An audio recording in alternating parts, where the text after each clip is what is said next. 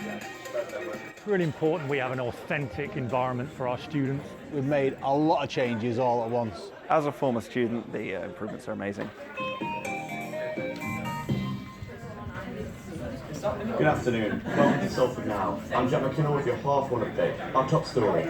We have a fully operational newsroom, and one of the key things there is that we're connected, we're networked, we're seeing what other channels are putting out, but more importantly they can be connected so they can tell stories within a real-time environment. The changes that we've made have really helped this newsroom feel more like an active newsroom, a working newsroom for the lecturers, and that of course helps with the students, because the more we feel like we're in a newsroom, an environment that we're so used to, the more the students are going to feel like that as well. We opted to add behind me a green screen which can be turned into a virtual studio.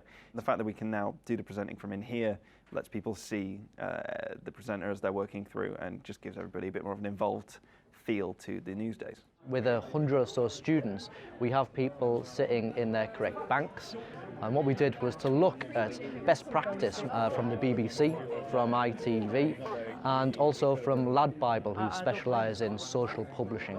Difficult sometimes adequately to put across the size of Salford, so we've helpfully listed the population here. If it's true that there's a story behind every door, then there should be no shortage across the city, which we've split on this map into 3 patches, based loosely on population and named after 3 famous denizens of Salford: Tony Wilson, Tony Warren and Kenneth Wolstenholme, who are each from these patches. We also have an editorial hub, and that means that everyone who is a section head is within earshot of each other and within easy earshot of their teams. Because it's bigger, and obviously the multimedia students and the broadcast students together, it's more inclusive, so if we want to put something up online and we're not sure how, we can easily identify where to go. When I come in, I'm more motivated to go sit down right in my seat. I know where I am. I'm surrounded by my teammates. We all know what we're doing. We're inspired by the quotes that are on the walls. There's a map.